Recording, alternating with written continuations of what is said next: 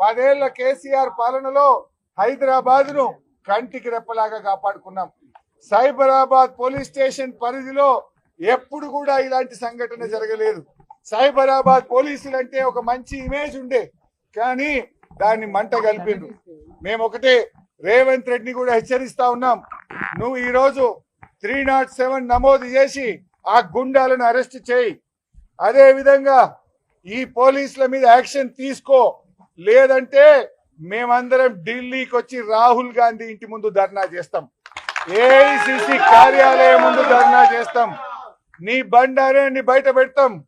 రాహుల్ గాంధీ గారు రాజ్యాంగం పట్టుకొని చేతులు పట్టుకొని తిరుగుడు కాదు, దేశం మొత్తం చూసే విధంగా కాంగ్రెస్ పాలన ఏందో, రాహుల్ గాంధీ మాటలేందో, కాంగ్రెస్ పాలనలో జరుగుతున్న దుశ్చర్యలేందో, ఏ రకంగా ఎమ్మెల్యేలను అంగట్లో సరుకుల్లాగా కొంటున్నారో, పోలీసులు దగ్గర పెట్టి ఎమ్మెల్యేల మీద ఎట్లా ప్రతిపక్ష ఎమ్మెల్యేల మీద దాడి చేస్తున్నారో యావత్ ప్రపంచానికి దేశానికి తెలిసేటట్టు చెప్తాం.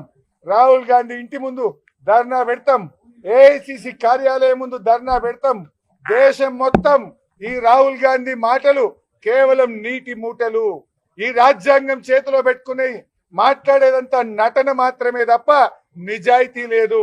నిజాయితీ ఉన్నోడైతే రాహుల్ గాంధీ ఏం చెప్పాలి? ఎమ్మెల్యేలు ఎందుకు జాయిన్ చేసుకుంటున్నావు, ఇది తప్పని చెప్పొద్దా? జాయిన్ చేసుకున్న వాళ్ళని రాజీనామా చేయమని చెప్పొద్దా? ఈ రకంగా మొన్న సిద్దిపేటలో నా క్యాంపు కార్యాలయం మీద దాడి చేస్తారు, ఖమ్మంలో వరద బాధితులకు సాయం చేయడానికి వెళ్తే అక్కడ దాడి చేస్తారు, నల్లగొండలో కృష్ణా నదీ జలాల హక్కుల కాపాడడం కోసం మేమందరం బీఆర్ఎస్ ఎమ్మెల్యేలం బస్సులో వెళ్తే నల్లగొండ జిల్లాలో హెడ్ క్వార్టర్ లో మా మీద దాడి చేస్తారు.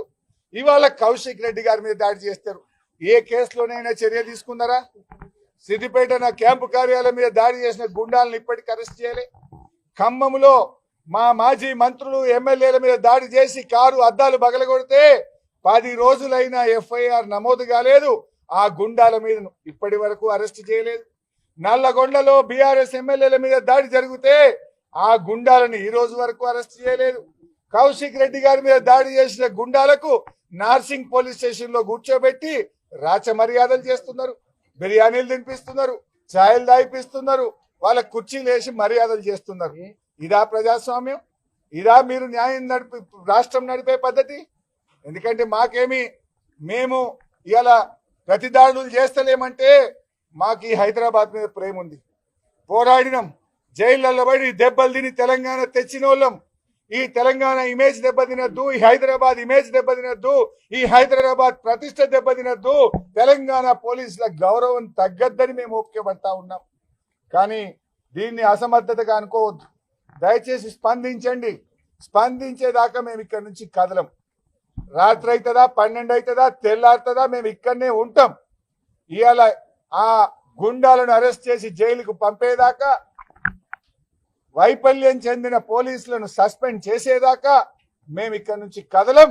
అవసరమైతే దీని మీద సిబిఐ విచారణకు హైకోర్టుకు వెళ్తాం, సుప్రీంకోర్టుకు వెళ్తాం. దీని నిజాలు బయటకు రావాలి.